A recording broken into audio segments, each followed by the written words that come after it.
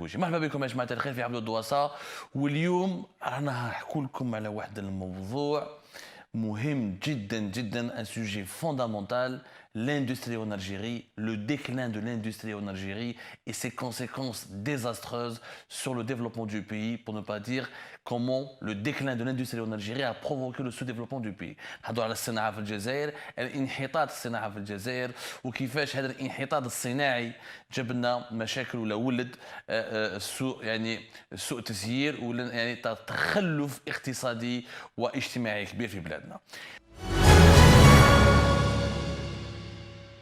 نبداو toujours par des documents. Parce que malheureusement, beaucoup d'Algériens et d'Algériens ne savent pas que dans leur pays, qu'il y a des études scientifiques, qu'il y a des documents, qu'il y a des expertises, qu'il y a des enquêtes de terrain. Malheureusement, quand on parle de l'Algérie, où on est dans le commentaire, où on est dans l'à peu près, où on est dans la rumeur. Mais on utilise très peu d'études et des chiffres. نبداو اليوم نحنا في l'émission هذه عبد الدواسة, on va toujours utiliser ou des sources officielles ou des sources non officielles, mais c'est des sources que nous avons pu confirmer leur fiabilité et leur véracité. اليوم نقعدوا في la source officielle. Les sources officielles يعني مصدر رسمي, يعني مصدر رسمي يعني مصدر عنده علاقة مع الحكومة أو المؤسسات العمومية الجزائرية. C'est une source qui est reliée directement aux institutions publiques ou au gouvernement algérien. Nous allons travailler comme dans la première émission avec les documents de l'ONS, l'Office national des statistiques, Diwan Ouattani l'Ihsaïyat, organisme gouvernemental algérien, rattaché au gouvernement algérien, qui jusqu'à 2020 était rattaché au ministère des Finances, depuis 2020 il est rattaché à notre ministère de la numérisation et des statistiques. Et l'ONS nous fait un document pratiquement de façon trimestrielle ou la semestrielle. Vous allez le voir, ce document s'appelle l'indice de la production industrielle. L'indice de la production industrielle, c'est un document dans lequel l'Office national des statistiques nous apprend ce que l'Algérie produit et comment elle est dans l'évolution de la production en Algérie. على بالكم باللي الاشكال الاقتصادي والاجتماعي الكبير في الجزائر هو المنتوج الوطني. En Algérie, nous souffrons beaucoup de la cherté de la vie, du sous-développement économique parce que nous ne produisons pas beaucoup et on importe beaucoup de l'étranger, donc nous sommes très dépendants de l'étranger parce que si on pouvait avoir une bonne production locale, on ne serait pas aussi dépendant et on ne va pas gaspiller beaucoup de devises à l'étranger et les produits que nous produisons localement, en les commercialisant localement, ils seront vendus beaucoup moins cher et donc on va pouvoir contrôler la cherté de la vie. Depuis l'arrivée d'Abdelmadjid Tebboune à la tête de l'État, le sujet de la production locale est devenu une priorité numéro 1 où le gouvernement algérien en 2021, mais il renina toujours Abdelmadjid Tebboune dans ses interventions télévisées, dans ses interviews, il dit non, avec moi, grâce à moi, l'Algérie, nous sommes en train de diversifier la production nationale, nous avons les exportations hydrocarbures qui augmentent, on a une industrie nationale, on a un tamouhat, des ambitions et des grands projets. Que disent vraiment les chiffres? Est-ce que l'Algérie compte de produits? Est-ce qu'elle produit beaucoup plus qu'avant? Ou est-ce qu'elle produit moins qu'avant? Et qu'est-ce qu'elle produit réellement? Et est-ce que réellement nous avons une production? Donc, il y a l'Office national des statistiques, encore une fois une source gouvernementale, c'est l'indice de la production industrielle. Nous avons la dernière édition de l'indice, troisième trimestre 2022. C'est le dernier rapport sur la production industrielle de l'Algérie, le rapport le plus actualisé, la dernière édition.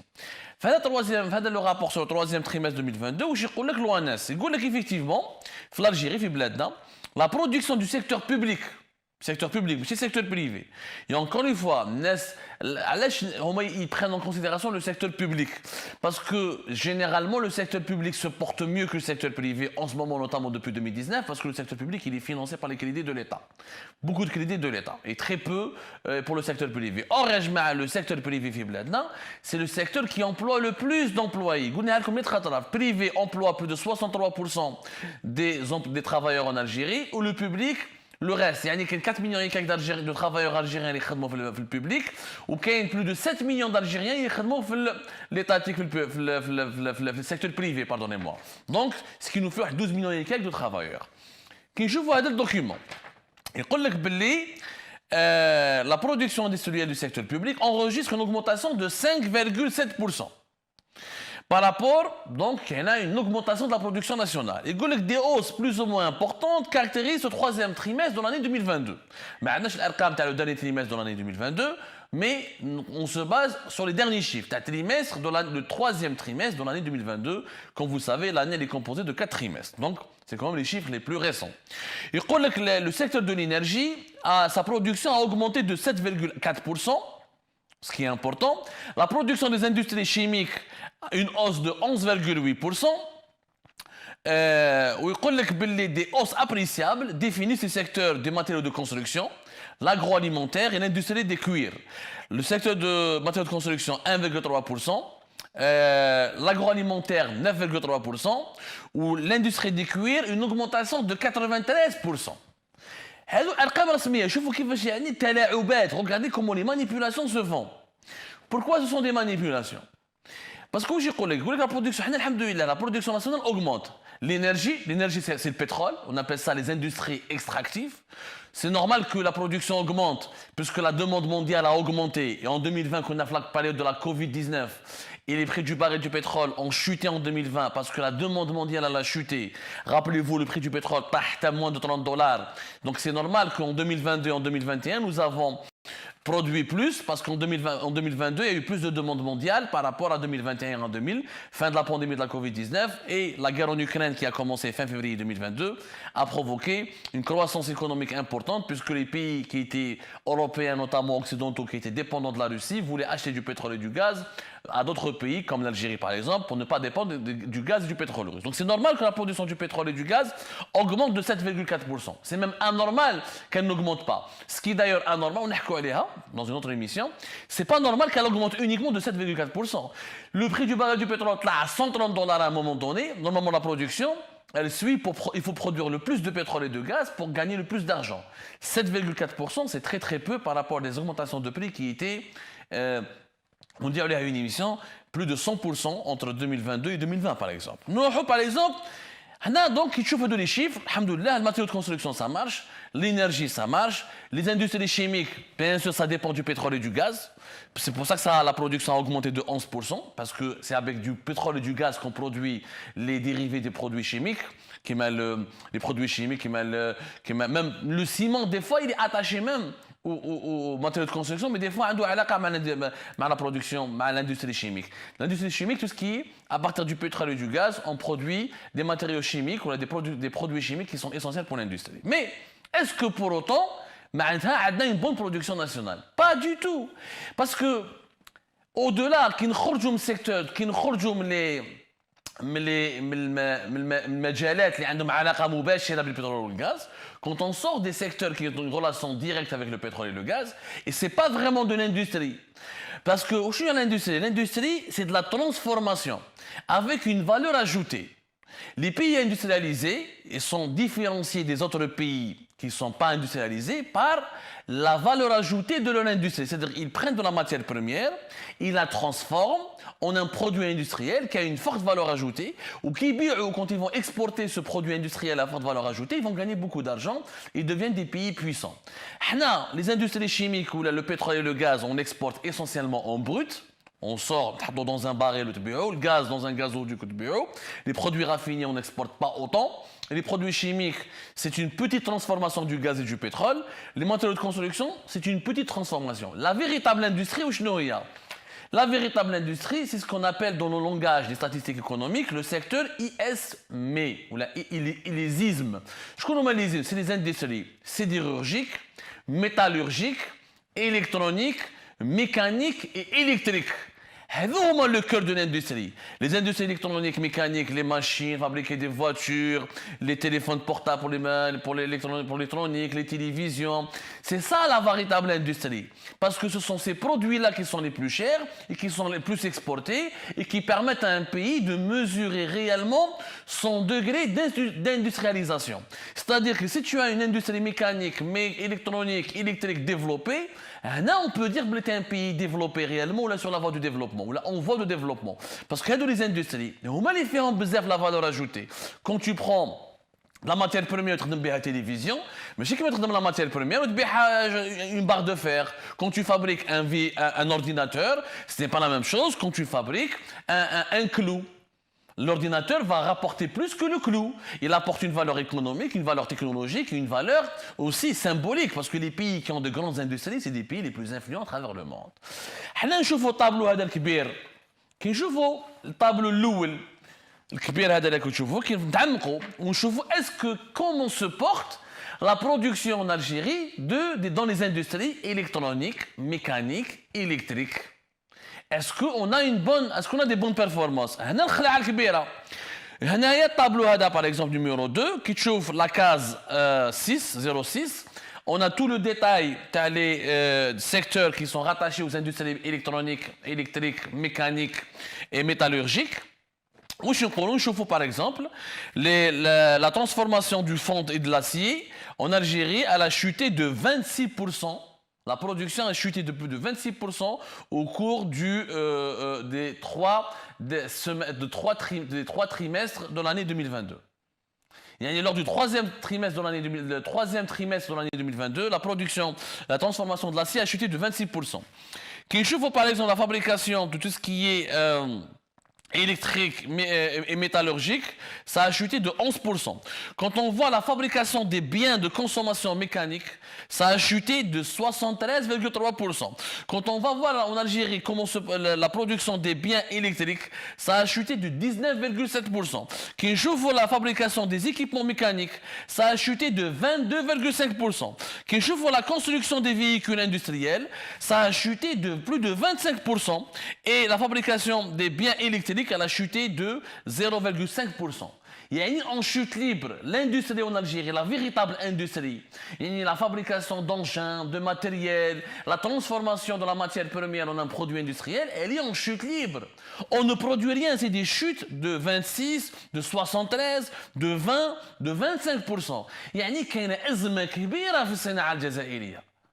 وكي نشوفوا les autres mois, la même chose. Par exemple, pour la construction de véhicules industriels, troisième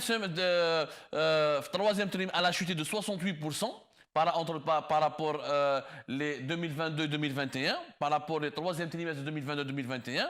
Vous voyez le tableau, il y a des comparaisons entre troisième trimestre 2022-2021, deuxième trimestre 2021-2022, premier trimestre 2022-2021. Et je vous les chiffres, c'est des chutes permanentes. En 2022, l'Algérie a subi une chute importante dans la production dans les secteurs des industries mécaniques, électriques, métallurgiques, électroniques notamment, qui sont encore une fois le cœur, c'est ce qu'on appelle le cœur de la croissance économique, parce qu'on les appelle ça l'industrie manufacturière. L'industrie manufacturière, c'est quand on fabrique une marchandise et qu'on peut commercialiser à l'étranger, et cette marchandise fait un taux d'intégration, fait à plusieurs composants, fait à de la mécanique, de l'électronique. C'est ce qu'on appelle de l'industrie. انت كي تخدم طوموبيل ماشي كي تخدم كالاج. Les pays, l'Algérie, ok, les matériaux de construction, il y a une croissance, mais les matériaux de construction, c'est un calage, mais fait une valeur ajoutée industrielle. Qui te donne automobile, te donne moteur, un engin, aspirateur, téléphone, ordinateur, c'est ça l'industrie.